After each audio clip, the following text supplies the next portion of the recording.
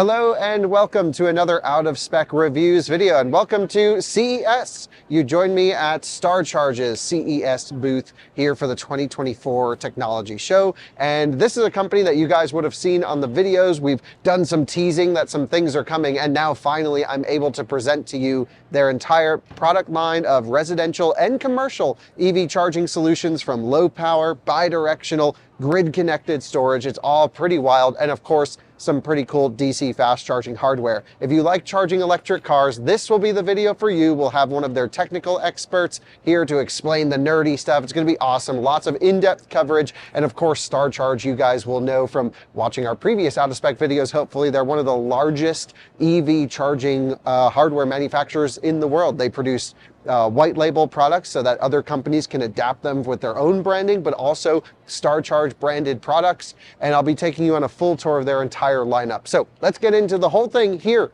at CES 2024. This is the StarCharge booth. Well guys, you joined me at CES setup day, so things are crazy. People are moving all around, but I wanted to come here and get a preview of what StarCharge is going to show ahead of the main show. And so what I'm going to do in this video is I'm going to take you on a quick tour of everything I kind of know, so you know what we're going to get into. Then we're going to meet with Stu and give us a little bit of a company history session, what they're doing from a US manufacturing and headquarters perspective here. Quite a bit of US investment from a honestly massive charging company from overseas in Europe, China, and South America. And then we'll meet with Ravi, their technical expert, their main engineer, talking about how to integrate all this equipment with the US, producing new hardware for our market. It's all, I think, pretty fascinating. I love this stuff. So residential side, they have, of course, AC charging from 32 to 80 amp products, and of course everything in between. They have low power DC for vehicle to grid. They have home energy storage using LFP technology, which I absolutely love. This is, I want to say, somewhere around 20 kilowatt hours. Anyway, it's stackable storage and expandable. They have software to help integrate all of this together with partners in the US, so I think that's going to be pretty cool to explore. Another 80 amp AC unit with bidirectional capability, up to 20 kilowatts there, pretty juicy.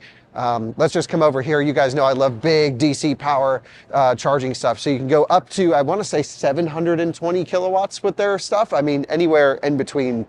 And it's just, yeah, I'm talking big boy power solutions. And also solutions for fleet and customers. You can actually come over here and you can see this sort of roof, or even you can put this in a pedestal charging solution with the cable dangling down with a payment terminal off board, so you can actually link a bunch of these either overhead or in different lamp posts as an example, and then have a centralized payment terminal. I love this idea. It's super cool. You have distributed power situations where you have, of course, your main DC charger with then obviously the post, but then all-in-ones up to 320 kilowatt all-in-one. We're not talking light power here. This is pretty cool. And there's just so much more to get into, including robotics right over here. If you take a look, there are certain applications where honestly, there's like unions and things where people can't actually plug in their cars. So they have developed their own situation where they can have a, sort of a robot plug-in chargers. This is cool. Take a look. Here it comes. It's about to interface. It'll scan. And then we'll go in depth in this in a little bit later, of course, but it's just so awesome how it'll scan and then come in and interface. There we go. And there we go, we have connected. But then there's also energy storage. If you come on the back side over here, you'll see this giant box, which is a huge LFP connected energy storage situation, and you can actually stack as many of these as you want. So this is like 240 kilowatt hours usable, and then you can just go line up a whole street with them. They have their own hardware all in one. In terms of your input and your output. Doesn't require a transformer or anything like that. It's all built into this. Pretty cool. So StarCharge, like I mentioned, it's a company that many of you may not have heard of other than just those quick little advertisements we've put at the beginning of our videos over the last few weeks.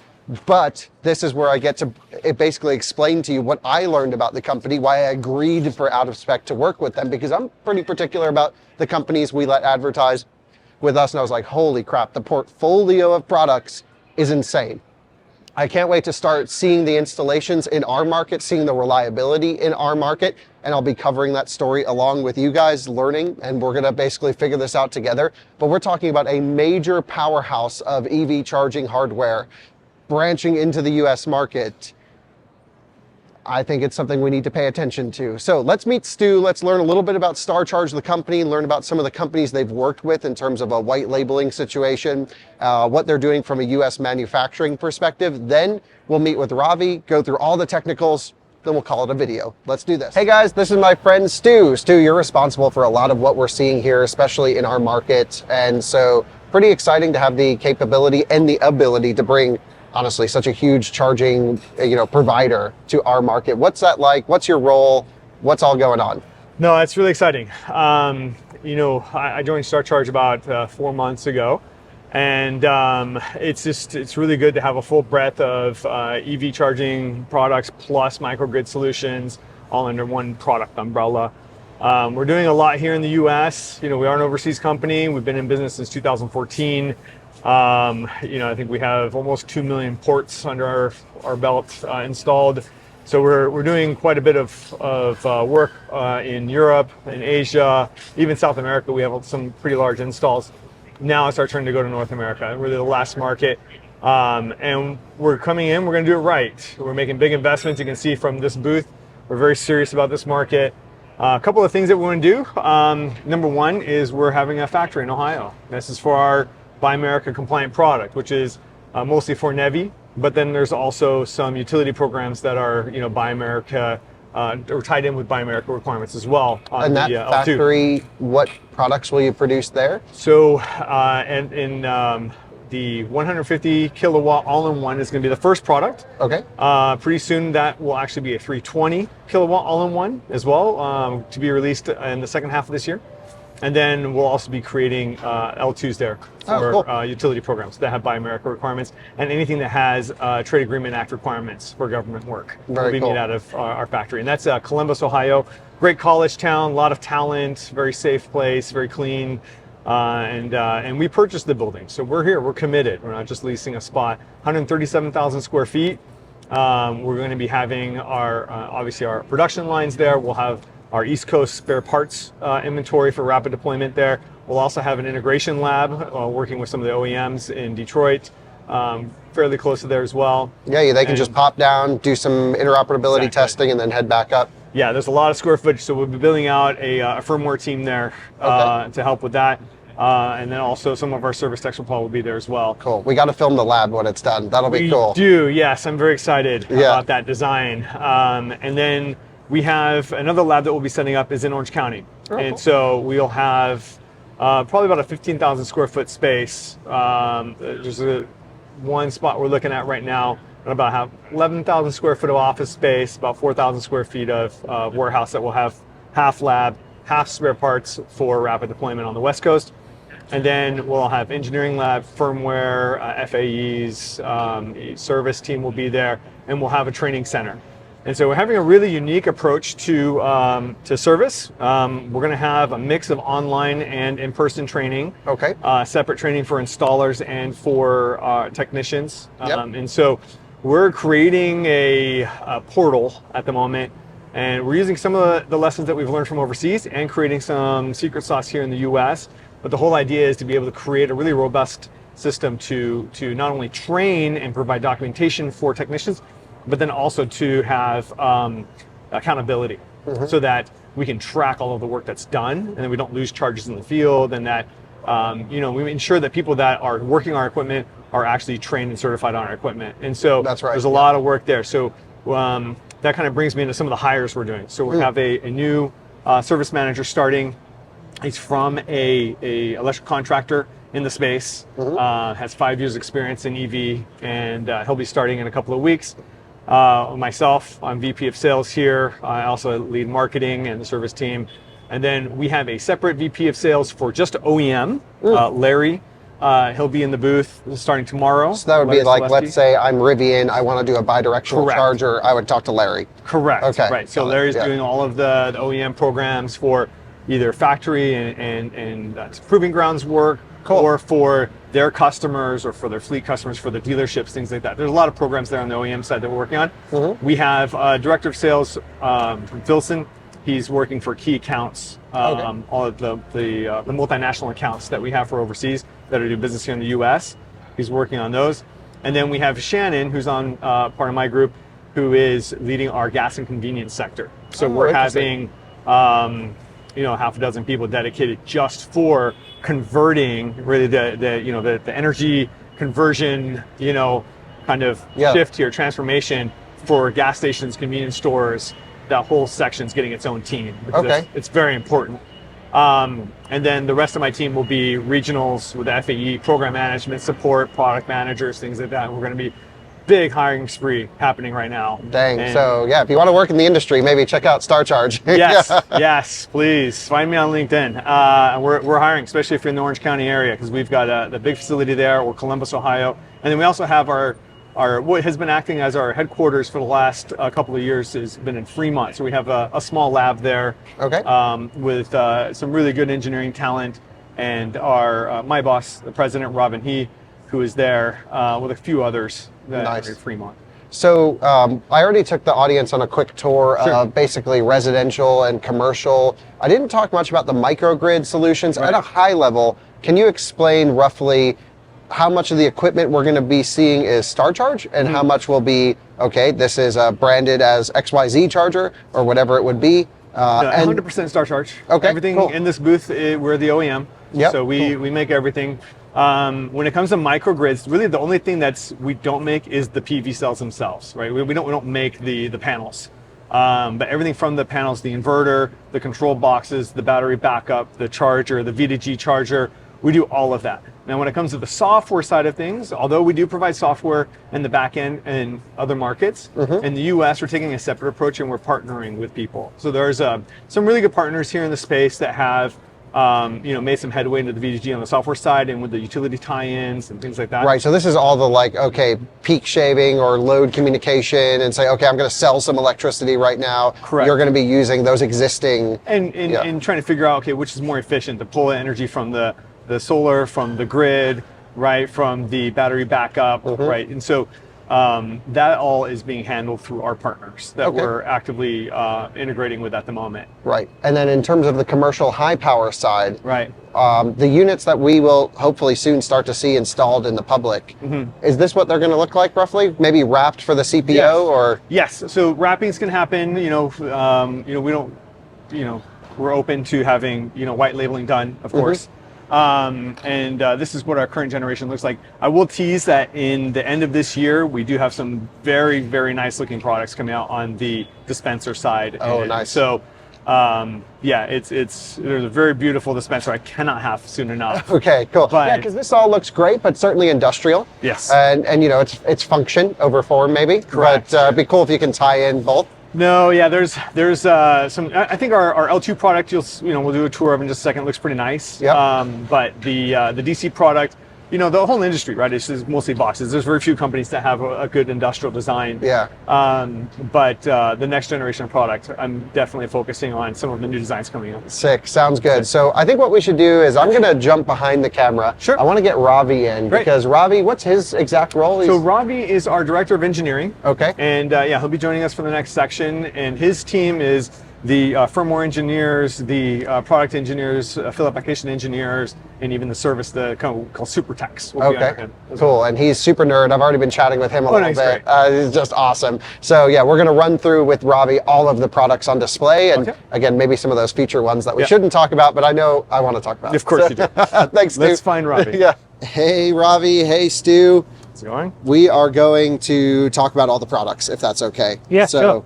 Ravi, I know we did introduce you just briefly, but I think our audience will love how technical you are, how influential you are in building these products. Can you talk a little bit about just your role and what you work on every day? Yeah, I'm supporting on the engineering side, director of engineering, taking care of the EV infrastructure, and mainly on the residential and DC fast chargers, and also the EV plus the energy storage as a solution business together. For both residential and commercial applications and V2G applications. So just that? That's a lot of stuff. Holy smokes. Okay. Let's run over to residential. I want to show everyone the booth. I want to show the products. Obviously, I took everyone on a quick tour, but we have V2G. We have a whole display of how this can all work. Where should we start? Maybe we should start here.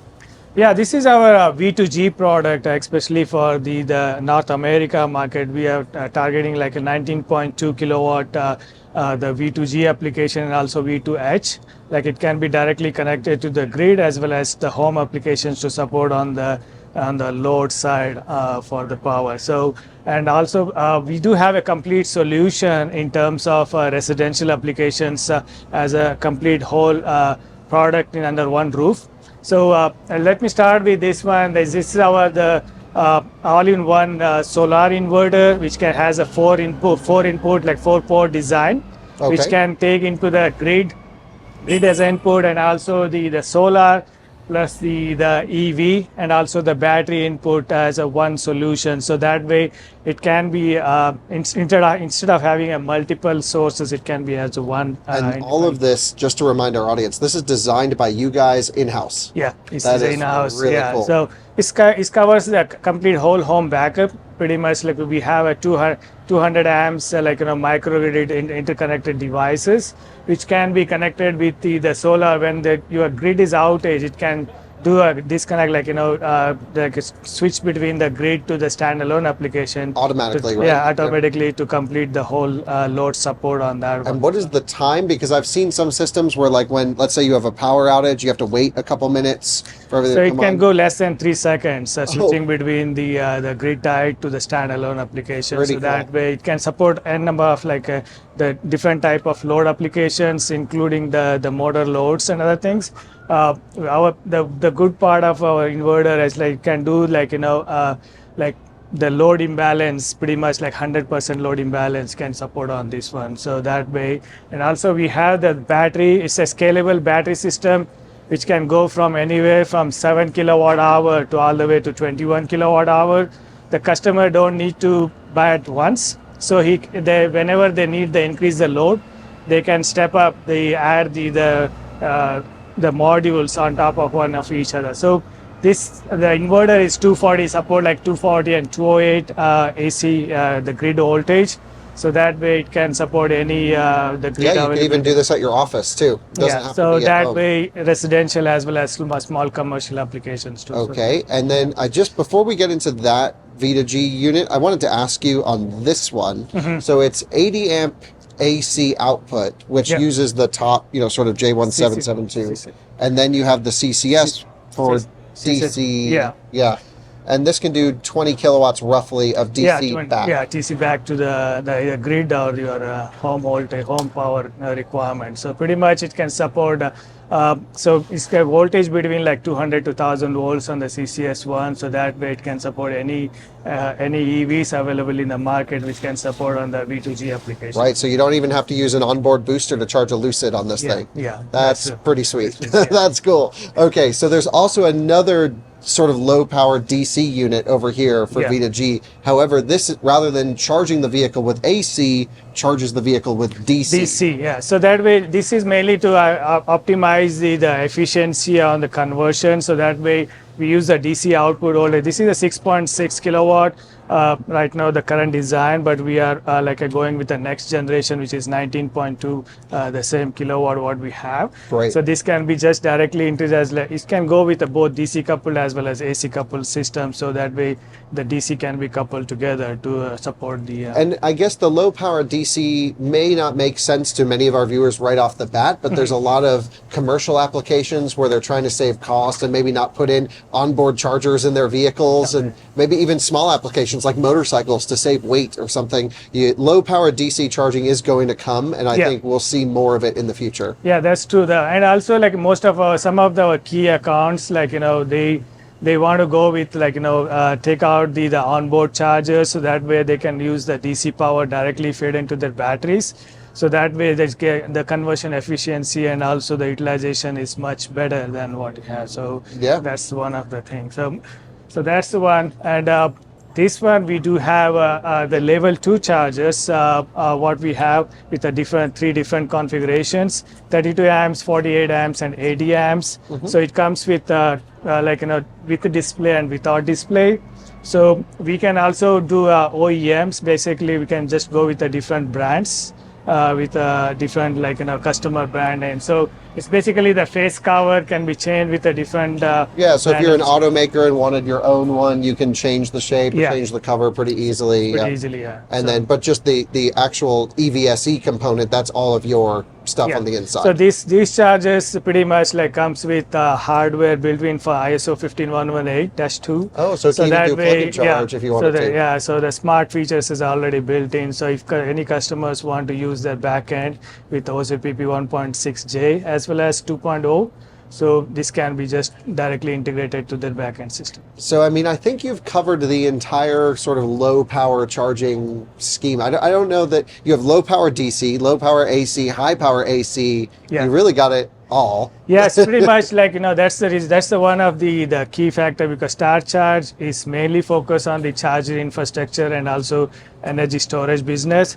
So that's the reason we just mainly focus on the energy business. So that's the reason we have all the product related to that, the small footprint on the residential as well as commercial application requirements. So yeah, I will also say that we have CTEP and Energy Star on these units as well. So you can see the one with the screen is the satisfied CTEP. Okay, and then, so they could be public level 2 then. Correct. And then the credit card reader, we have a separate module that will sit on a post. We don't have it on display here, but we do have a post that can fit 2 of these with cable retraction on top. Oh, very nice. Do you think there's ever a possibility, I know you have this for your DC solution, where you could have a centralized payment with a bunch of level 2s? So you would have one on the post for several. Okay, great, okay. That makes so sense. it can be a pedestal mount, the customer can just walk in and select the charger numbers and access their credit card. Yep. So pretty much activate the charge and charging of the chargers. Oh, very cool. Yeah, I've seen some of that in Germany recently, and I was like, that's such a cool idea. So I like that. It's really nice, especially when we go talk about the DC over there, you'll see.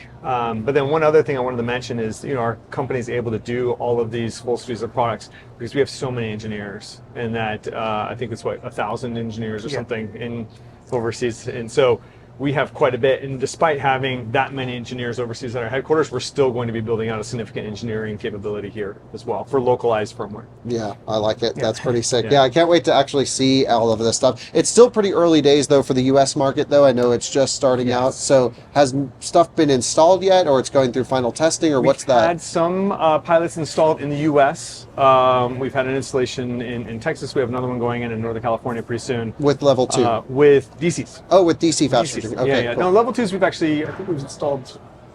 So a couple of them we installed in Arizona and also the Texas on the level 2s. And also since we do B2C directly, some of them B2B, most with the branding. So I think most of them DC, right now what Stu mentioned, right? So especially Texas, we already installed some of them in California with CPOs. Some of the CPOs we are working with them. Great. Yeah, I honestly just want to get this whole solution in my house. So Stu, you got to send us one because this is so sick. Imagine we have, F-150 Lightning, 80 amp AC and DC back with the battery pack, with the solar, with the inverter, all here, totally connected. That's sick. Yeah, as soon as I get it installed in my house. Yeah, that's right. Stu first. Okay. But seriously, in terms of a total package solution, packaging this for electrical contractors that are already doing solar work on residential or small offices, it seems to be a no-brainer. And paired with some of the software that we're working with some partners, bundling all of that together, it should be a very good solution for. Yeah, I think a lot of homeowners, especially for folks building new homes and new neighborhoods, how cool would it be for an extra, whatever the cost would be, to have you move into your brand new house and boom, it's already pre-wired with everything. It's got all the stuff. So many different integration ideas. But let's run to commercial. Sure. Because on commercial, there's some really cool things happening over here. First of all, I want to mention StarCharge is one of the companies supporting NACS and quite heavily. and offering this for your CPOs to, you know, have basically NACS or CCS solutions, which is great. So we don't have NACS on display. We did, and you know, had some holster, right? Yeah. But Yes. no, we are integrating with NACS just like most of the suppliers out there, going through UL at the moment, and that will be available on all of our DC products. So what I want to do is go through here a couple of things. This is our tower for our split system. So this is a 180 or 240 kilowatt tower. Now we can parallel two of these together to get up to 480 kilowatts off of 4 ports. So you're talking an average 120 kilowatts a port. So if you're looking at a 300 amp cable times a 400 volt vehicle, it makes sense, right? That's why that power level exists. If you have less vehicles than that are on the ports, then you can power share higher depending on the capability of the vehicle and of course the charger and the cable. So our cables, they're 300 amps rated, but they go up to 500 amps for 15 minutes, 400 amps for 30 minutes. So there's a boost function of those. Yeah, that makes sense. Yeah. So I mean, if you're getting through on a public setting, the high end of the charge curve, right? And then once it gets past 50%, once that charge curve starts dropping off, now you're into the range where, you know, you can't even use 500 amps. Right, yeah, so maybe the models show that the boost function doesn't limit the car much at all. Correct. But there will be some support for liquid cooled cables for sustained power in the future. We're developing this. There are some CPOs who demand it, and there's some fleet applications, especially when you're talking about the Class 8 vehicles, that will demand liquid cooled cabling. And so we have that in other markets, and we're going to be bringing that here to the US. My guess is towards the end of this year or early next year. Okay, very cool. So the first choice to connect this is a public dispenser. So this public dispenser, you have a choice between CCS and NACS. It's dual simultaneous charging. So you can have either one of these to one tower or two of these to two towers. Then you've got 4 ports power sharing across the 2 cabinets. I like this charger a lot. It's nice, it's convenient. It doesn't have the cable retraction on the top, but the cable retraction is very much like the one for our 180 all-in-one with the swing arms. Yeah, that's very like Alpitronic style up there. That's pretty sweet. And then we will have the opportunities for branding up at the top as well. Now, for public charging, this is great. Now, for fleets, we have something even better, and for people who want to do integrations. So we have what we call our Triton dispenser module, right? So this is, again, a 300 amp cable coming off of a very compact dispenser module. So this is for fleets if the space on the ground to install is very, very at a premium. And right? just to clarify, this tiny box serves the same purpose of this thing right here. Correct. Yeah. That's Correct. crazy. Yeah, That's you're cool. just putting all the guts. So you need 2 of these for 1 cabinet or 4 for 2 cabinets. But what this will allow you to do is with this spring-assisted cable retraction, if you have a fleet where the space on the ground is a premium, now you can have these hanging off the wall and charge your vehicle no problem, right? Another example is if you wanted to hide one of these in, say, some other functional piece of equipment, like a media display or a city light post.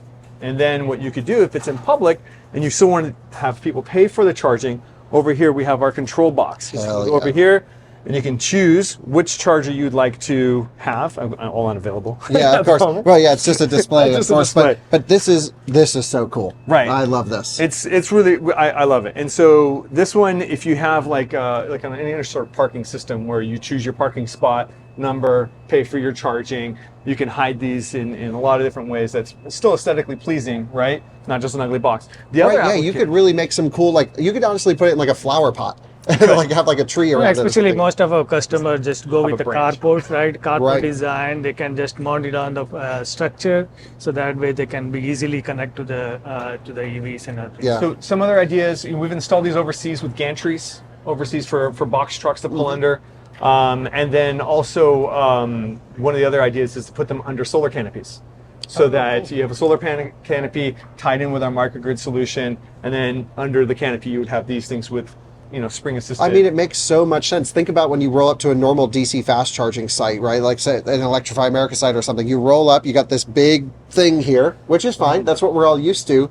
But then it's like the chargers are off board. So why do we need to clog up these parking lots with this when we can just have these super small dispensers? I love this. This is cool. No, we're super excited about this. And then in the future, in the second half of this year, we'll have a larger tower that will be a 640 kilowatt tower for NEVI. Okay. And then the NEVI unit will have, I think, 16 outputs. We'll have 720 up to 18 outputs. So you can have 18 of these. So 720 kilowatt maximum conversion power. Yeah, That would be right. with a couple linked. Yeah. Wait, Yes, no, sir. that would be one tower. One tower dang. with multiple dispensers. Like we can do just a power pool design where we can do the sharing the power between from 12 to 18 dispenser output. So Right. that way you can share the power, depends on the SoC connectivity and Yeah. also equal So it'll balance out across the whole thing. So if Yeah. I'm just one car, I'll get full speed. Yeah. But if there's 18, you'll get 30 kilowatts or whatever it is. So we Yeah. can limit the power output of the 750 kilowatt, depends on the what's the EV's requirement on the each power output. So that I way- love that idea. That's Yeah. perfect, And actually. for fleets, when you have a fleet of, say, F-150s charging overnight, you have 30 kilowatts coming off of a box. Well, if you need opportunity charger during the day because the truck comes out of service or something, now all of a sudden you don't have to have a separate piece of equipment for opportunity charging. You just hook it up. And then for the you'll higher get power. full, 170 kilowatts, whatever the truck can take. Yeah. Correct. That's yeah. sick. That is so cool. Yeah, Love and that. we're super excited. And then the solution for the 640 tower would be basically 2 of these with a 160 dedicated each. Right, and I each think hose. some of our audience definitely knows this, but NEVI requires 150 kilowatt per port. Right. Yeah. And so that's the reason for going with, a dedicated 640 power split to 4 plugs. So Correct. yeah. Yeah. And it's going to be a really nice solution. We also have a new dispenser. We'll be probably debuting this time next year. Cool. Maybe hopefully a little bit earlier. It looks really nice. Okay, nice. This is our all-in-one unit. So our all-in-one unit's pretty nice. I like this for a couple of reasons. The first one is it really is the price leader in terms of the market. I don't think you can find a better priced 180 all-in-one, 300 amp cables, 500 amp boost mode, really nice Damn, cable that's retraction with the swing arms. So it really carries the weight forward, makes it a little bit easier. Yeah, And that's then- for charge ports where you have to really get far back on the car. e-tron, Taycan, Right. like you really are ripping cables out. This is so nice how far forward it comes. It can actually, yeah. So it's pretty Yeah. good. And Dang, it's you not could that get much some weight, serious even though it's distance a on that. 300 amp cable. Yeah.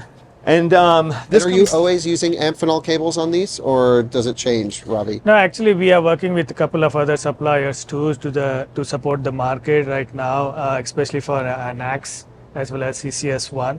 So right now, Amphenol, the one we have a prime supplier on this product. So especially the all-in-one product, like for the 180 what we have, our next generation, which is coming up with the same footprint, the power density. So we are going to high power up to 320 kilowatt, both with both NACS as well as CCS1 in the same output connectivity on the Titan. So yeah. right. And we're Very really cool. excited about the 320. But at the moment, we have 120, 150, and 180. Yep. The 150 is our NEVI product at the moment. Okay. And so, just to tease, NEVI product, 150, I think 50 grand or less. Whoa. So Whoa. very, very price competitive. That would come with either a single NACS, single CCS, or a dual CCS NACS, only one working at the time. Yeah, Right? Which is okay. what I recommend for people. I think we just sold a bunch of units there, Stu. with Yeah, that price. no, That's- the people don't understand how much cheaper that is. That's MSRP, yeah. Yeah. So we're getting pretty good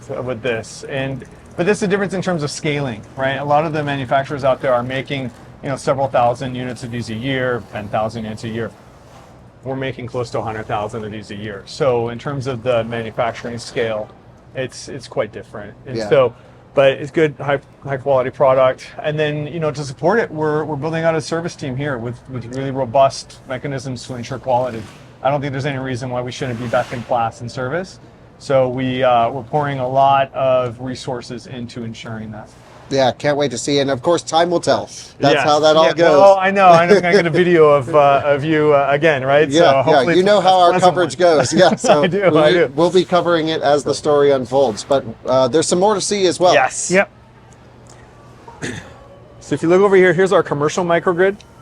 Okay, so similar to the home, but much scaled up. I Yeah, guess. actually, because we try to be since we have all the product in under one umbrella. We have commercial as well as for DC fast chargers as well as energy storage products. We try to be more as a solution business because especially in North America, right, the demand peak charges is pretty high, especially for EV. infrastructures and other things. So that's the reason we're trying to combine with energy storage in parallel with EV charging. So that way we can avoid the demand peak charges from the utilities. So that's one of the reason, like, we can connect the solar as well as the energy storage and the EV chargers in one and the parallel to support the load applications and everything. Love that idea. That's super cool. And you actually have one of your ESSs here. Yeah, we do have a commercial energy storage just here. Yeah, this thing. Okay, so out of everything I've seen here, I love charging, love all that stuff. This is the coolest thing. Yeah, so we have like a 274 kilowatt hour, the battery capacity, which is it's a LFP battery technology what we have. And you mentioned about 240 usable? Yeah, 254 usable okay. kilowatt hour, like almost 97% the efficiency. And also we have the 135 kilowatt, the PCS. It's a bidirectional. It can be just use the, it can also do the microgrid, and also it can form its own grid by itself when the grid is out. And we can do, like, especially the Y connection on the grid side. That way you don't have to use the transformer. So it can be used 4-wire connection on the 480 side. So it's completely all in one product, comes with all the safety features built inside, and also the air conditioner to maintain the temperature. And it's 0.5C bidirectional, but it can do in 135 kilowatts as well. Okay. Yeah. So that way we can do pretty much high power output on the grid side. And then if you wanted, let's just say 260 or 270 kilowatts, you could just stack two of them. Yeah. So we can do the multiple in parallel. So since this is all-in-one products, we also can do multiple the package in parallel. We can go up to like a 2 megawatt hour capacity in parallel operation. So that way it can be go like a small utility scale projects on this one. So very cool. And so all LFP, you mentioned about 800 to 1,000 volts nominal. So really high voltage. Everything's wired in series here. Yeah, it's all connected in series. It has a built-in battery management systems connected with the main energy management systems to the complete system. It can also connect back to the EMS, energy management system, to the back-end connectivity to do all the demand charges and everything. This is what I want dropped off. This is the coolest thing ever. We got to get one of these. I mean, absolutely. Just so cool. Because of course, Stu, we're starting to put in a couple DC chargers at the office. And how cool would it be to play around with some energy storage? Just dropping a hint. That's all. Yeah. No. Yeah, trust me. No, we can talk. Yeah, this is cool. Very excited about this, especially for the demands on the utilities are very high right now. And it's an unfortunate result where, I'm talking to some utilities where they say, we have two sites, and the first one to get their permits in first wins, and the other one has to wait years to go get the utilities. Well, if they both had, energy storage on site, microgrid solution, then they don't have to make a choice, right? They can both have, Right, this is a great way to support AC charging, a great way to support DC charging with peak shaving. Although I think we'll see a lot of those sites maybe put a couple in just because of that 0.5C limitation. So anyway, super cool. This is just, I think, maybe hard to pick a favorite, but I like this one. No, we're very excited about this. But we do have something really cool along the other side, though. Okay, cool. Let's check it out. So, yeah, the robot. This is the sick. robot. So, this is our automatic charger, and it is not moving. No, it's going. It's just on a slower cycle. It's on the cycle. It's like showing. Okay, we're charging. Oh, there now goes we've the lights. stopped charging. We're disconnecting. Now this is shown with a GPT connector, just for demonstration purposes. Yes, this is the China connector for our viewers who don't know. It's actually pretty cool. It's cool. I don't know how else to say it. Never charged someone before. Yeah, but it's having robotics like this already deployed in China is really, really cool. We want to bring this here. I think we'll probably be rolling it out 2025 earliest, but you can see how the robot will extend the unit towards the connector. It'll scan the connector's position and it'll make adjustments to go and insert. And, there's actually, of course, it's fun from a convenience standpoint, and it's nice that it can do this. However, there's also some legal and union requirements where, like, some bus drivers in certain areas can't charge the bus. It's against their fueling policy. Yeah. So you need Yeah. either to hire someone to stand there for 8 hours a day to do a 4-second plug-in, or to have something like this. And these are the solutions we need for those applications. Absolutely. Yeah. So especially some of the autonomous car driving, right? Like now, especially those kind of applications, we have seen this kind of requirement where the autonomous car can just stop into the certain location. The charger can just get into the robotic charging, can get into the charging. So that's the application best fit, especially for the autonomous car application. It makes a lot of sense. Very cool. Well, I can't thank you both enough for the tour, for the technical information, for the background on our market and everything you guys are doing. I think it's, again, it's maybe one of those massive companies no one's heard of in our market, but I think they will soon. Yes, no, we are going to be investing a lot in this country and in our team here. And, we've already been starting a lot of the integrations with well-known integrators. And so, yeah, I mean, you'll start to see our products out there very, very soon. Great, cool. Thank you, Ravi. Thank you, Steve. Thank you. We'll see all of you guys in another Out of Spec Reviews video soon. See you, Alyssa. And super fun. Leaving you now from Star Charge here at CES. More videos, I'm sure, to come in the near future. Thanks for watching. Bye-bye.